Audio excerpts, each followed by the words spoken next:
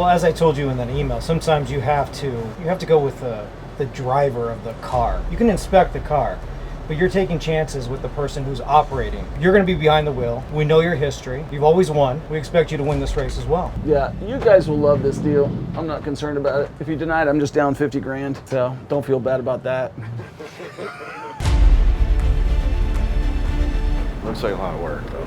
Dude, if this was fixed up, it'd be 20 million bucks. But it's not rough. It's in good shape. You just don't want to get caught with your pants down. This has been a dream of mine to buy something like this for years and years and years. This is gonna teach you why you never freaking quit. Well, I got turned down by literally 10 different lenders and I still got it done. In life, you have all these things that happen where you get told, oh man, it's not meant to be, it's not the right deal. I never thought in a million years that I would own something like this. And I wrote out all the red carpet. I brought the city manager here. I brought everybody here. I'm trying to get the deal done, and they basically tell me no. And I got pissed off. So my plan on this is to get with the city today and try to get them to free this to the code so I can do the top floors into multifamily, but Airbnb style. Whether that happens or not, I don't know. That's why I'm planning on going with office. But ideally, what I would really like to do is half office, half Airbnbs. Okay. And just to let you know, the target demographic on this one, Robert, lawyers, because you're close to the courthouse. It's a very prestigious building. You want to check out the roof too? No. Okay. It's brand new. Is it? Yeah, and the other thing I didn't mention to you, Robert, is there is the cell phone tower lease. Like I said, they haven't signed any new leases. That's why it's empty, okay? Because they've been trying to sell it, so they said that we're not signing any leases because we know whoever's going to buy it's going to want to either develop it or do something else. So like she told you that this is the 19th best location for traveling nurses in the entire country. There's a lot of hospitals around here, and so we're really going to try to go after them. Yeah, so all this right here, just between the window panes, office, just a wall. Each one of these offices, like I said, they're between $495 to $2,000. Why don't you just have an open floor plan? You could do that too. That's actually not a bad idea. I think you're just going to spend as much as in like furniture as you would put in offices. This is kind of what I'm thinking. Just depends on who your target is. Do you want to keep seeing each floor? I thought you wanted to see the whole building.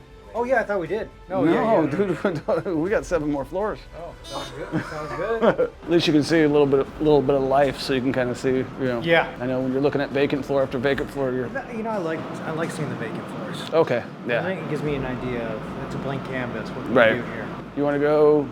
Where do you want to go next? I'm good.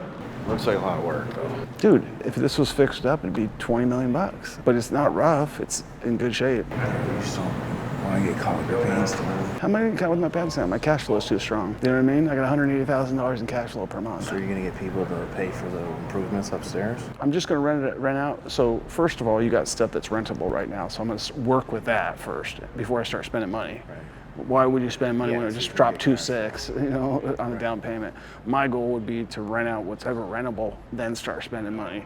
Like, why would you go and start spending money? That's a stupid decision. I will not put any money in this place until I need to. And if a tenant comes in, if I get like a big tenant that's like willing to sign a law under lease, then I would obviously spend money. But if not, but like I said, like you said, the location is undeniable. Everybody's been looking to turn this thing into apartment buildings. But the reason that developers want to do that is because they make the 2%, then they sell it off, refinance it, move it down the road, you know? That's the play here. Well, It's multifamily. right. It's multifamily. But that costs a significant amount of money. That's the only way to do it, right? I disagree. I think you could do mixed. I'm talking mixed. Why wouldn't you want to do mixed? Because office is dead. What's going on right here? That was a conversion into apartment buildings. Why? Because it made the most sense for that one. But no, if it was in worse shape. That's my point. No, if it was in worse shape, I would agree with you. Worse shape. Yeah. No, try. I got turned down by every lender under the sun. They came into town and they basically told me, yeah, we're not doing the deal. And that was after they told me yes. Then I got reached out on Facebook groups, believe it or not, and I went to another guy who actually told me yes. But because of my relationship with the other lender, and they came back around and said, I kind of guilted them into it. They said they'll close the deal, it's 50% down. So we had to put $2.6 million down. 10 different lenders told me no. And I was getting to that, but the actual owner of this building was a lender. Bank of Oklahoma owned this building. So I thought for sure they're gonna loan me the money.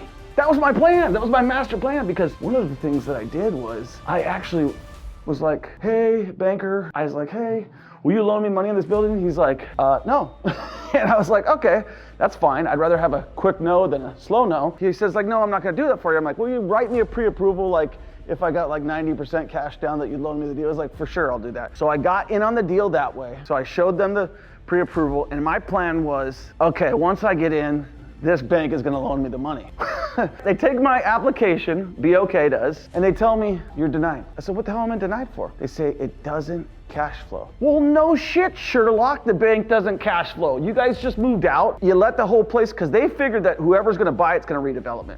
But what I have here, and this is all my experience, and that's why I tell you it starts with one home, I know that this building is in perfect shape. Oh, by the way, if you guys are looking to invest in real estate and you're like, I need a mentor, I need someone to teach me, I'm scared, I don't want to lose money, I don't know how to scale, I don't know how to get started, guess what? I once felt the same way you did. You need to get a mentor, right? And so we have a coaching program, the Millionaire Mentorship. I can help you. We didn't get financing, but we didn't give up, man. Anyways, to wrap this video up, I want to kind of end it on a couple points. Get outside your comfort zone. Invest in real estate. Get a coach and take action. And if you're looking for someone to help you, I've got your back. I have helped hundreds of people invest in real estate. Subscribe to this channel, share this video with a friend, and get started investing in real estate. We will help you get there. We are different than the other gurus. We're not a, hey, I'm sitting behind my desk, I'm freaking Graham Steph, and I don't know anything about real estate, I make my money off YouTube. I make my money off of real estate, and I can teach you how to do there. And we have a coaching program just for you.